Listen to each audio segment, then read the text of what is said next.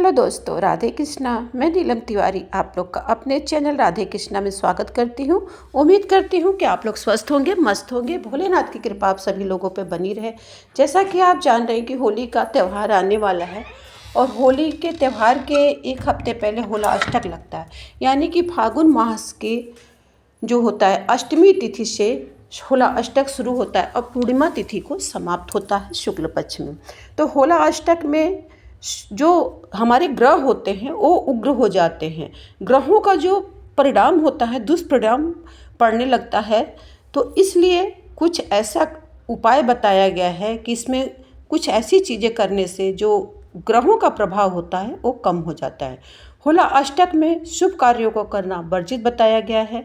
शुभ कार्य जैसे शादी, ब्याह, मुंडन, गृह प्रवेश, ये सब नहीं करना चाहिए। होला अष्टक 2024 से कब लग रहा है, होला अष्टक में क्या करें क्या न करें, तंत्र मंत्र और नकारात्मक ऊर्जा से बचने के लिए हमें क्या करना चाहिए, घर की सुख समृद्धि और मन की सभी कामनाओं को पूर्ण करने के लिए अचूक उपाय, संपूर्ण जानकारी इस वीडियो के माध्यम से हम आप लोग को देंगे। तो देखिए, जो होला अष्टक है ना, वो आपका 17 मार्च 2024 से शुरू हो जाएगा और 25 मार्च 2024 को समाप्त होगा। यानी कि 8 दिन का जो दिन होता है वो होला अष्टक माना जाता है। तो होला अष्टक में आप लोग को कुछ चीज़ों का ध्यान रखना चाहिए कि क्या आपको नहीं करना चाहिए, जिससे कि उसका नकारात्मक प्रभाव आपके परिवार या आपके घर पे न पड़े। होला अष्टक के विषय में एक कहानी है कि जब प्रहलाद जी जो थे वो श्री हरि विष्णु के परम भक्त थे और उनके जो पिता थे हिरण्यकश्यप, वो इसके विरुद्ध में रहते थे। उनको तरह तरह की यातनाएं देते थे, तरह तरह का कष्ट देते थे। तो होली के ठीक एक हफ्ता पहले उन्होंने क्या किया, प्रहलाद को कमरे में बंद करके उनको तरह तरह की यातनाएं देना शुरू कर दिया। और जो उनकी बहन थी होलिका, उनको वरदान मिला था कि वो अग्नि उनको जला नहीं सकती है। तो जब होली के दिन, जिस दिन होलिका दहन था, उस दिन होलिका ने क्या किया कि प्रहलाद को अपनी गोदी में लेकर और अग्नि में प्रवेश कर गए। लेकिन कहते हैं ना कि भक्तों की रक्षा स्वयं भगवान करते हैं। भगवान अपने वरदान को भूल के और प्रहलाद की रक्षा के लिए होलिका को जला दिए और प्रहलाद श्री हरि हरि विष्णु करते हुए अग्नि से स्वतः ही निकल गए। तभी से होला अष्टक का जो दिन होता है वो मनाया जाता है। होला अष्टक का जो समय होता है वो पूजा पाठ के लिए बहुत ही प्रभावशाली होता है। अगर आप किसी मंत्र का जप करते हैं तो उसका दुगना तिगुना आपको लाभ प्राप्त होता है। होला अष्टक में सिर्फ शुभ कार्यों को नहीं करना चाहिए। प्रहलाद की रक्षा करने के लिए भगवान ने स्वयं नरसिंह भगवान का अवतार लेके हिरण्यकश्यप का वध किया था और प्रहलाद को बचाया था। तभी से होला अष्टक में कुछ कार्यों को करना वर्जित बताया गया। जैसे कि होला अष्टक में आप शादी ब्याह नहीं कर सकते, मुंडन संस्कार नहीं कर सकते, गृह प्रवेश नहीं कर सकते। ये सब कार्य आपको करना वर्जित बताया गया। और कुछ ऐसे काम हैं जो कि आपको होला अष्टक के दौरान नहीं किए जाते, क्योंकि इसमें तंत्र क्रियाएं भी लोग बहुत करते हैं। आप देखिए, चौराहे वौराहे पे कुछ ना कुछ किया धरा मिल जाता है। तो इसलिए अपने घर में अपने बच्चों को बचाने के लिए आपको कुछ चीज़ें अवश्य करना चाहिए। जिस दिन से होला अष्टक शुरू होता है उस दिन से आपको प्रातःकाल उठ के ही अपने घर की सफाई करिए। सफाई तो बहुत ही मेन होती है, क्योंकि जब आप सफाई करते हैं तो नकारात्मक चीज़ें आपके घर से बाहर जाती हैं। सफाई करने के बाद आप हल्दी युक्त जल का छिड़काव अवश्य किया करिए। कहते हैं ना कि जल के छिड़काव से जो होता है, घर में जो होता है सकारात्मक ऊर्जाओं का वास होता है। हल्दी मिला लीजिए, आप गंगा जल डाल लीजिए, और नहीं तो जो लोटे में आप जल पूजा स्थल पे रखते हैं सुबह उसी का भी छिड़काव आप कर सकते हैं। सुबह उठते ही कि कोई भजन आप लगा दीजिए, कोई भी भजन आपके घर में चलना चाहिए। भजन की जो ध्वनि होती है नकारात्मक ऊर्जाओं को दूर करती है। और आपको क्या करना चाहिए, प्रतिदिन अपने घर में धुनी अवश्य दिखानी चाहिए। चाहे आप गूगल की दिखा लीजिए, चाहे लौंग की दिखाइए, धुनी जरूर दिखाना चाहिए। प्रतिदिन आपको अपने घर में जो भी आप कपड़े धोते हैं दिन के समय धोइए, रात के समय आपको कपड़े नहीं धोना चाहिए, क्योंकि वैसे भी रात के समय जो होता है नकारात्मक ऊर्जाएं जो होती हैं बहुत ही प्रबल हो जाती हैं। इसीलिए आपको अपने जो वस्त्र होते हैं, चाहे घर के कोई भी कपड़े होते हैं, आपको बाहर नहीं सुखाना चाहिए। इससे आपके घर में जो कपड़ों द्वारा भी आपके घर में नकारात्मक ऊर्जाएं प्रवेश कर सकती हैं। किसी के घर का अन्न नहीं खाना चाहिए। अन्न का मेरा तात्पर्य ये नहीं कि आप किसी के घर का खाएं ही मत, मतलब सोच समझ के खाना चाहिए, क्योंकि इसमें लोग प्रसाद के रूप में भी तंत्र क्रियाएं आप पे करके आपको दे सकते हैं। तो इस छोटी छोटी चीज़ों को आपको ध्यान रखना है। आपको अपने केस खोल के इधर उधर नहीं घूमना है, क्योंकि महिलाओं का जो होता है, केस के द्वारा ही नकारात्मक ऊर्जाएं उनके शरीर में प्रवेश करती हैं। तो इस बात का आप लोग को ध्यान रखना है। आपको अपने बाल कंघी करने के बाद इधर उधर नहीं बिखेरना है, उसको समेट के थोड़ा सा उस बालों को गीला करके डस्टबिन में डाल दीजिए। गीला करने का मतलब इसलिए हम बोल रहे हैं क्योंकि अगर सूखे बाल होते हैं तो फिर वो उड़ने लगते हैं और गीला बाल नहीं उड़ता, इसलिए थोड़ा सा उसको गीला करके ही डस्टबिन में डालिए। इस तरह छोटी छोटी चीज़ों को आपको करना है। अपने घर में कुछ दान पुण्य करिए, पशु पक्षियों को भी दाना दीजिए। चींटियों के लिए आपको क्या करना, आटे में शक्कर मिला के चींटियों को दीजिए। इससे आपके जो होते जो ग्रह नक्षत्र जो उग्र चलते हैं, क्योंकि इस समय जो होते हैं 9 ग्रह जो होते हैं बहुत उग्र होते हैं, उसको शांत करने का सबसे अच्छा उपाय इन 8 दिनों में आप कर सकते हैं। चींटियों को आपको क्या करना है कि आटे में शक्कर मिला के जहाँ पे पेड़ पौधे होते हैं वहाँ पे आप डाल दीजिए। चींटियाँ स्वतः ही उस चीज़ को ग्रहण कर लेंगी।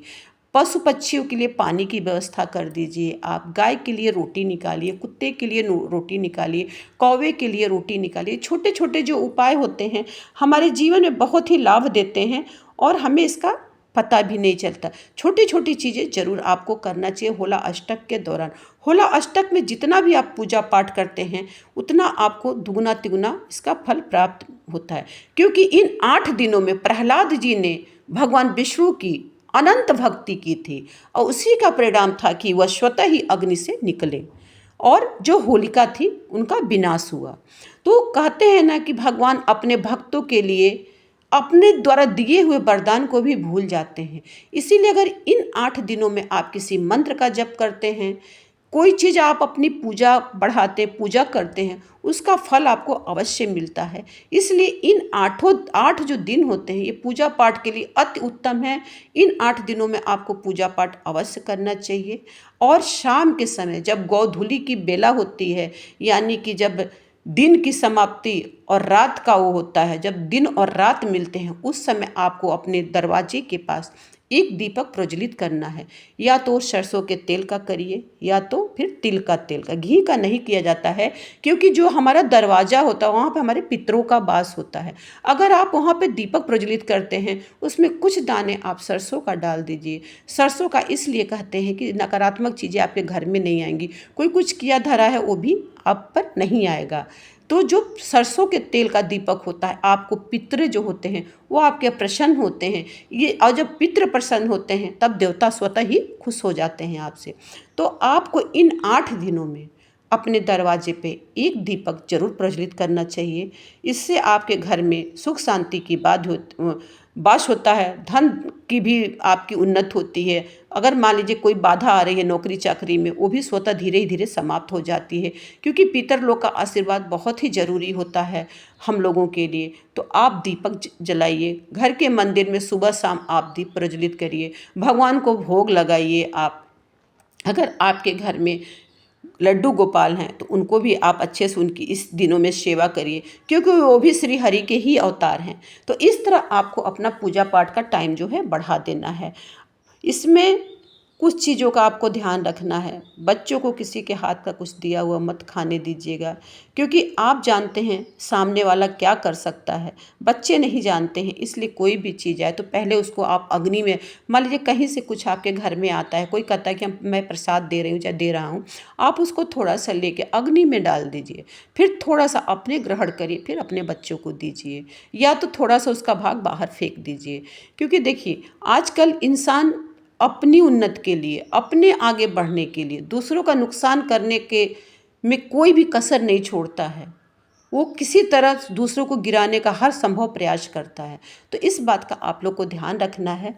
और इस होला अष्टक की समाप्ति आपकी जो है 25 तारीख को हो जाएगी। कभी 8 दिन का होला अष्टक होता है और कभी 9 दिन का होता है। जिस दिन होलिका दहन होता है उसी दिन होला अष्टक की समाप्ति होती है। तो इस तरह आप लोग को होला अष्टक का जो पर्व आ रहा है, पर्व ही मानिए, क्योंकि इसमें भगवान श्री हरि की प्रहलाद जी ने बहुत ही मन से पूजा अर्चना की थी। उनकी भक्ति की थी। तो ये एक तरफ से पर्व ही है, लेकिन इसमें नकारात्मक ऊर्जाओं का वास होता है। आकाश में बहुत सारी, क्योंकि जब वो श्री हरि करते थे और अपने दुखों से छुटकारा पाने के लिए करते थे, तो इसलिए इन सब चीज़ों के लिए थोड़ा सा आप लोग को टाइम निकाल के अपने घर में कोई भी आप भजन लगा दीजिए, कोई मंत्र लगा दीजिए, दुर्गा चालीसा लगा दीजिए, जैसे दुर्गा का मंत्र कोई लगा दीजिए, सुंदरकांड का पाठ का मंत्र लगा दीजिए, आप सुंदर पाठ का कोई भी पाठ उठा लीजिए। आप एक पाठ उठा के एक अध्याय आपको रोज करना चाहिए। नहीं तो आप कोई ना कोई एक पाठ करिए, नहीं कर सकते तो मोबाइल में कोई भजन कीर्तन आप लगा दीजिए।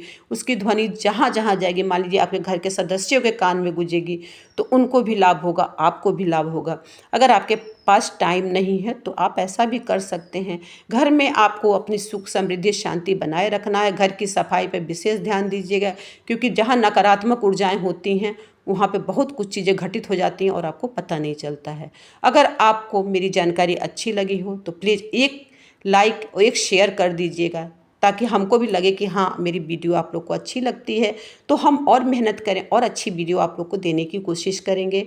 और सभी भाई बहनों को, सभी माताओं को मेरी तरफ से होली का बहुत बहुत मुबारकबाद हो। आप लोग की ज़िंदगी ऐसे ही रंग बिरंगी रहे, भगवान आप पे कृपा की बरसात करते रहें। जहाँ पे पर भी आप लोग रहिए, सुखी रहिए, संपन्न रहिए।